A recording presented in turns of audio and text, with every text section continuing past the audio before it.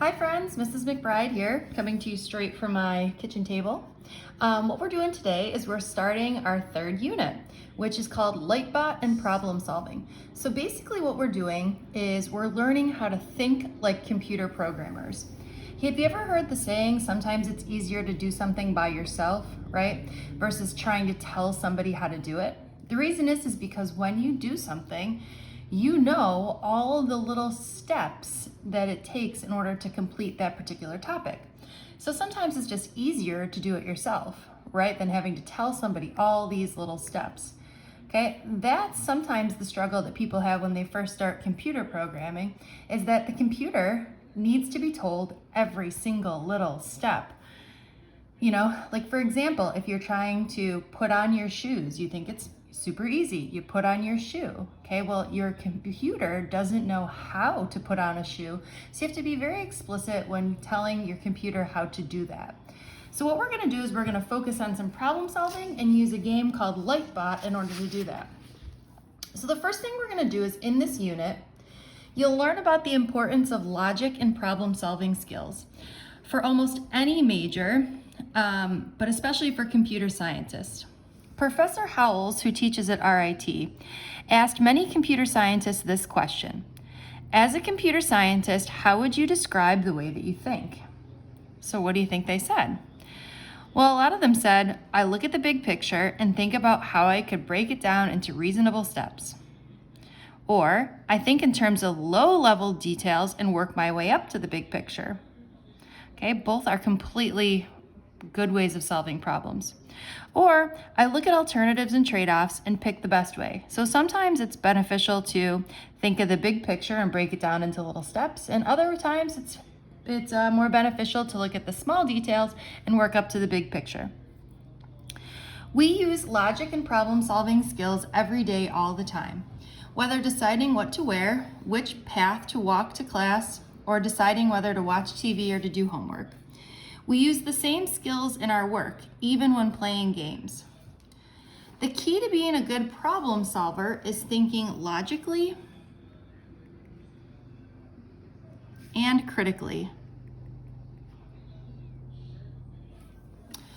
Your capability and enjoyment in solving puzzles is usually a good indicator of your capability and enjoyment of software design and may indicate whether you would be interested in taking programming classes. So what we're doing today is we're going to solve 6 different problems. Okay. Some people really love this kind of stuff. I have a puzzle of the day calendar that I look at every day that I love solving these types of problems, and some people can't wait till this particular unit is over. So I hope you're like me and loves this type of thing. So I'll go over each problem and then we'll talk about how you might solve it. Okay, so in each case we'll sort of go over it, then I'll ask you to pause the video and try to think about it yourself. So here we go. Once upon a time, a farmer went to the market and purchased a fox, a goose, and a bag of beans. On his way home, the farmer came to the bank of a river and hired a boat. But in crossing the river by boat, the farmer could only carry himself and a single one of his purchases: the fox, the goose, or the bag of beans. If left alone, the fox would eat the goose, and the goose would eat the beans. So the farmer's challenge was to carry himself and his purchases to the far bank of the river, leaving each purchase intact. What is the minimum number of river crossings needed to complete the task, and how did he do it? All right, well, please pause the video and figure out how many trips is it going to take. I'll give you a hint. This is how I would start. He's got the fox and the beans over here, and he's bringing the goose over. That's where I'm going to start. Okay, pause the video. Think about what you would do. All right, how'd you do? Well, hopefully you came up with the correct answer of 7. Well, let's think about how he did it. So he has the fox and the beans here, and he brings the goose over. That's 1 trip. So now the goose is over here, and he has to travel back, and still the fox and the beans are over here. So then, what I said is he would leave the beans there. He would take the fox over. he would leave the fox over here, but take the goose back. So there's 1, 2, 3, 4 trips, right? Then he leaves the goose over here and takes the beans back.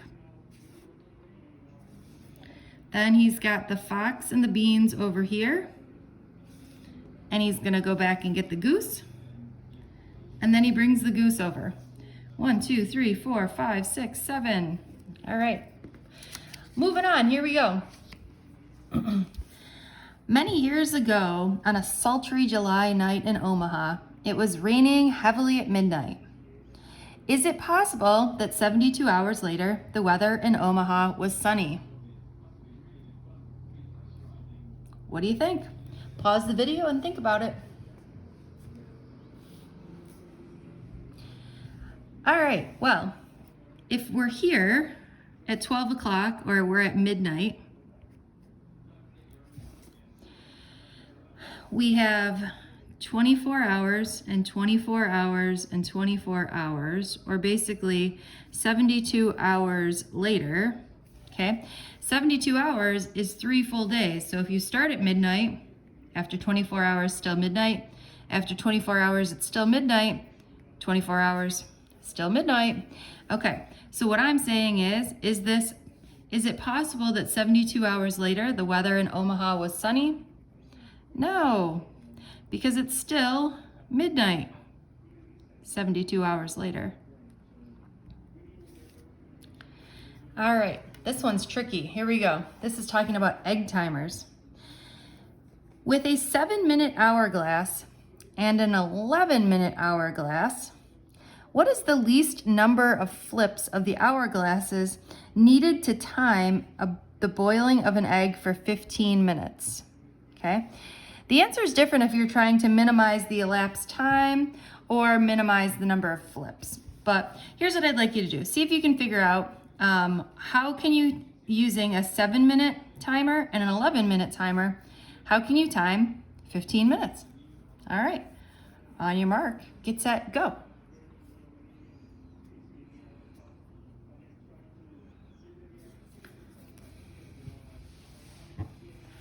All right.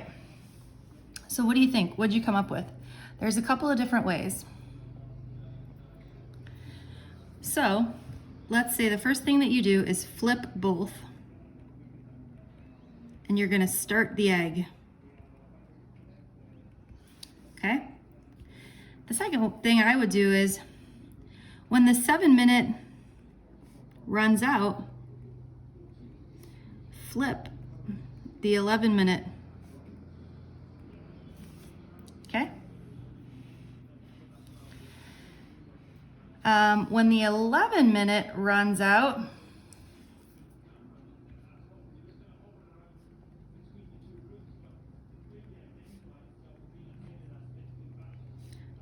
flip it again. Okay? So what does this give you? Well, when the 7-minute runs out, flip the 11. So how much time is left on the 11-minute? Well, 11 minus 7 is 4. So this gives you 4 minutes, right? Okay, so you get 4 minutes here. Then when the 11-minute runs out, flip again, because that gives you another 11 minutes for a total of 15 minutes. Okay? Again, there's other ways of doing that, so you certainly could have done it a different way. All right, hopefully you're enjoying this problem solving step. Here we go, flipping the page.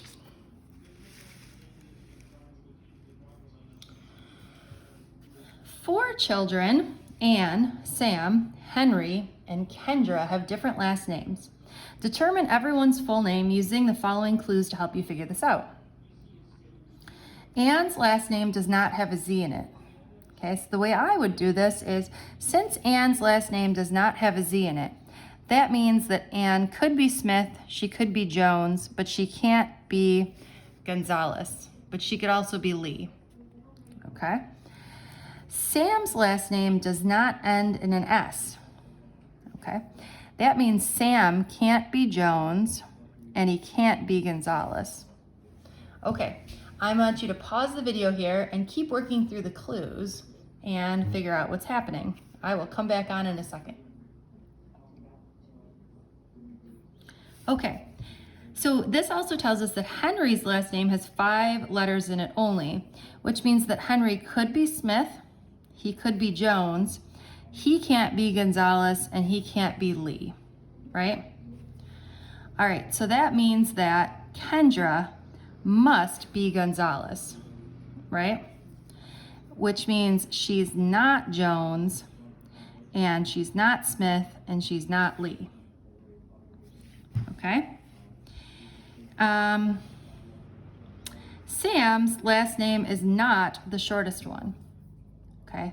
Well, the shortest one here is Lee, so if Sam can't be Lee, that means Ann must be Lee. And if Ann is Lee, then she's not Jones and she's not Smith, which means Henry must be Jones and Sam must be Smith. Okay? So we have Ann Lee, Sam Smith, Henry Jones, and Kendra Gonzalez. All right, this is a favorite. These are called logic links, okay? You've got 3 red, 3 green, and 3 yellow, and 3 blue chips. And these are the spots where these chips can go, okay? And you have to follow the following pattern. Each chip touches at least 1 chip of the same color. 2 blue chips are directly below a yellow chip. Okay, 2 of the blue chips are directly below a yellow chip. So we've got 3 blue chips. So I definitely know that 2 of those blue chips need to be here and 2 of the yellow chips need to be up top. 1 green chip is located below another green chip. Okay. So I'm also going to say, I know that I must have a green on top and a green on bottom, okay? 1 green chip is directly below another green chip. Oh, and the third is directly below a yellow chip. And a red chip is directly to the right of the blue chip. All right, so please pause the video and see how this goes. All right, you're back. This is what I said. Here's our 2 green chips that are stacked. Here's our 3 yellows, our 3rd green. Here's our 2 blues that are below the 2 yellows. All right, let's make sure. Each chip touches at least 1 other chip of the same color. Yellows, the greens are touching, the blues are touching, the reds are touching. 2 of the blue chips are directly below 2 of the yellow chips. 1 green chip is below another green chip, and the 3rd is below a yellow chip. And the red chip is directly to the right of a blue chip. Okay? All right, last but not least, here we go. This is a doozy. Peel and 3 other employees in the personnel department of the vitamin C industries couldn't believe their citrusy good luck when a bowl of kumquats, courtesy of the management, greeted them at work on Monday morning. Although none of them knew precisely how to eat a kumquat, they were all grateful for the corporate largesse, and not to be outdone, each one of them, including Barry, brought in a different and somewhat unusual fruit the next day. So from the information below, can you determine the full name of each coworker and the fruit he or she brought in? Okay, so we're trying to match. These are the first names, these are the last names, and these are the fruits that they brought in. Okay, so let's get started. Neither Rita, who did not bring in the bergamots, okay, so Rita did not bring in the bergamots, nor the one surnamed Rind supplied the quinces. Okay, so Rita did not bring in the bergamots or the quinces. These are all super strange fruits. Here we go. Okay, or the one that surnamed Rind supplied the quinces. Okay, so remember, these are the last names. rind did not bring in the quinces. Core, who isn't Nick, okay, so core is not Nick, did not bring in the Malaysian rambutans. Core did not bring in the rambutans, okay? Neither Cleo nor Tree supplied the quinces. Okay, neither Cleo, where's Cleo? Cleo did not supply the quinces, and Tree also did not supply the quinces. Okay, and last, neither Rita nor Tree supplied the pomelos. Okay, so Rita did not supply the pomelos, right? Nor Tree. Tree did not supply the pomelos. Okay, so here's what I'd like you to do. Pause the video and see how you do. All right, let's go a little bit further here. So it looks like Rita must have supplied the rambutans, right? Which again means that the rambutans weren't supplied by Nick, Barry, and Cleo, okay? So we know if we're looking here, so if we've got Barry and Cleo and Nick and Rita, whatever Rita's last name is, we know that she supplied the rambutans.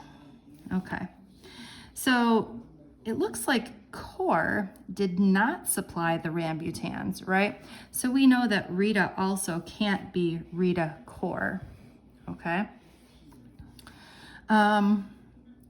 So if we keep going here, what else do we know? What else can we figure out, right? So the quinces, it looks like, have to be supplied by either Barry or Nick, right? Let's go through our clues again. Neither Rita, who didn't bring the bergamots, nor the one surnamed Rind supplied the quinces. Okay, so Rita, so we don't know who supplied the quinces, right? But we know that Cleo can't be Rind because she didn't supply the quinces, right? Core, who isn't Nick, didn't bring the rambutans. Okay, so that's how we also know that Rita can't be Core either, okay? Neither Cleo nor Tree brought the quinces. So we also know that the quinces were not brought by Cleo or Tree. So that means we know that Rita is also not Tree. Okay, so what I would do is I would keep going through these clues and see if you can make any more progress. Hopefully you can figure out exactly what happens, and you got the following answer. All right, have a wonderful day.